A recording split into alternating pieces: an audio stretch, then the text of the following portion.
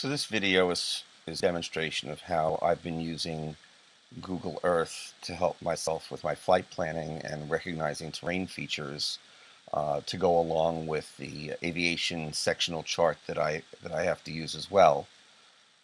Being the technology geek that I guess I've become, I use the Google Earth and their 3D feature to be able to virtually fly my course and fly my flight plan so that I can visualize actual terrain features as they've looked to the satellite imagery and get a better sense of what I should be seeing. So in this image you see KDXR, which is the airport at Danbury, and you see the red center line, which is our course line to KMSV, which is Monticello, Sullivan County Airport, International Airport. Curiously enough, an untowered international airport. So I selected the altitude here, if you can see on your lower right where it says I altitude. I've selected an altitude of roughly 1,700 feet, which is the pattern altitude for DXR. And I would make, just for the purposes of this video, an assumption that we're going to depart on runway 26, which would take us southwesterly of our course line, but we're going to alter our course to get back onto our original planned course line. So if we were to take off on 26, we would be flying out to approximately this point over here, where we would be, I guess, Shadow Lake, somewhere around there, and at that point we'd be starting to make our turn towards our course line, our planned course line for interception.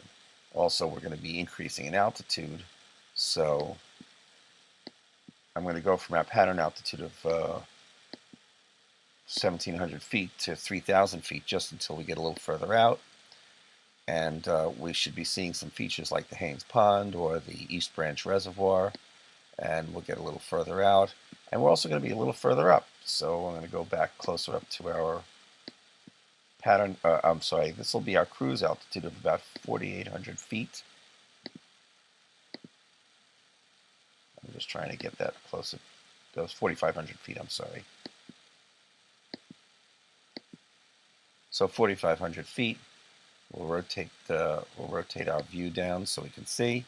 And then basically, as we get closer to this area where we're crossing 684 and 84, if we recognize these features, then we would end up doglegging or altering our course to prepare ourselves for our next official reporting point, which would be the West Branch Reservoir.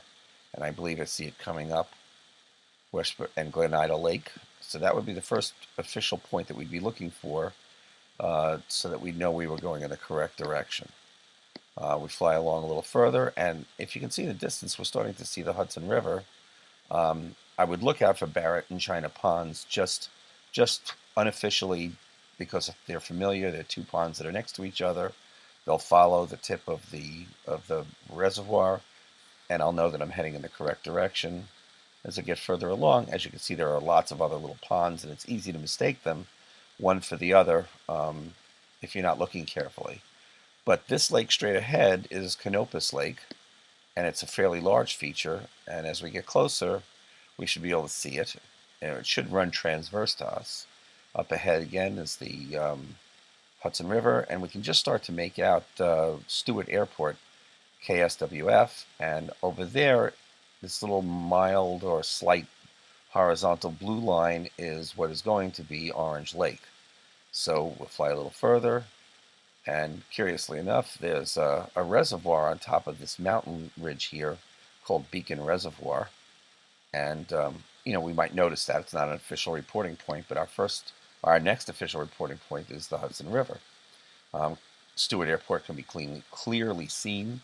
Orange Lake could be clearly seen, and a very prominent feature, the Newburgh Beacon Bridge. So if we know that the Newburgh Beacon Bridge is on our right and the Stewart Airport's on our left, we're pretty close to being on our course line. Too bad it won't be that red line won't be actually laid down for us as we're flying, but this is the art of navigation. So we fly along, and we confirm that this is Orange Lake. Then we get a little further, and we're going to be looking out for an airport called Wirtsboro Airport, Sullivan County. And as we can start to see it up ahead, we can start to make it out. There are some runways here that we're going to be looking to recognize. And just for the purposes, I mean, we get a wider view in the cockpit, but just for the purposes of recognizing it here, Wirtsboro has, fairly clearly defined, almost star pattern of taxiways and runways, because they do glider training there as well.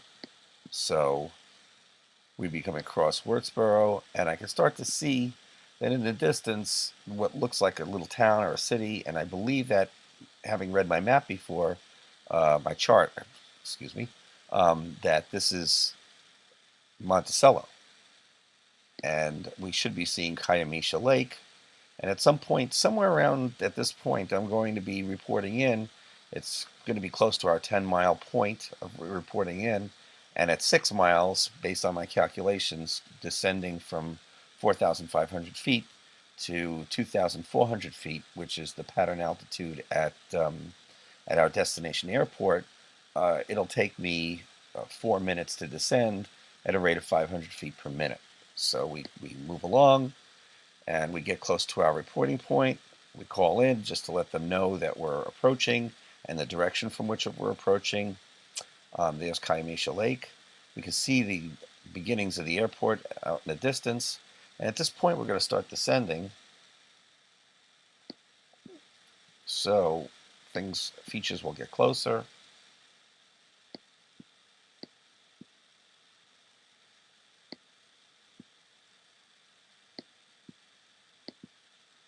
And up ahead, we'll be looking for that airport. We're going to start planning our approach, and after we have gotten the ATIS, the weather report, find out which way the winds are blowing, we'll be able to better ascertain as to which runway we're going to be aligning ourselves with. We're going to pass Route 17 over here, lined up with the airport straight ahead.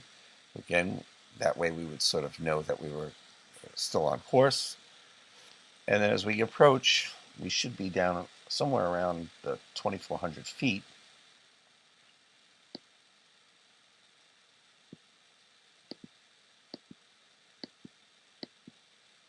And then if I tilt up so we can see what the site picture should look like, this is what that area would look like at 2,400 feet. And we'd be getting ready for our approach and our landing on this runway, which would be either 15 or 33. And then, of course, terrain looks different depending upon the direction that you're approaching it from. So even though we know that we'll have the same reporting points going back, it's always good to reverse your direction and take a look and see the shapes of everything, of all the reporting points and waypoints on the way back, because they're going to look slightly different. We'll recognize them because now Monticello will be on the right, and Kiamisha Lake over here will be on the left. But this way, we sort of have an understanding that the shape will look slightly different and shift. Anyway, so this is how I do some of my flight planning and terrain recognition for flights that I do, and then I kind of square this up with what I see on the sectional chart. Okay, I hope you enjoyed.